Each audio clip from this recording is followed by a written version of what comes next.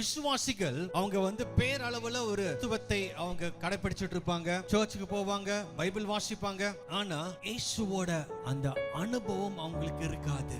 சீஷர்களுக்குள்ள முதலாவது கேரக்டர் ஆண்டவரோட ஒரு பேசுற ஒரு அனுபவம் இருக்கணும். ஹல்லேலூயா.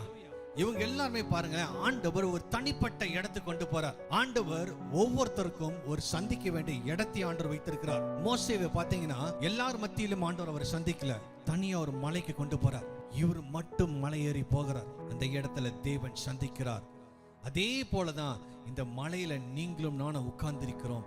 இயேசுவை சந்திக்கின்ற நேரம் இது, இயேசுவை பார்க்கின்ற நேரம் இது. நிறைய பேர் என்கிட்ட கேட்பாங்க, இயேசுவோட பேச முடியுமா பிரதர்? அவரோட சத்தத்தை கேட்க முடியுமா?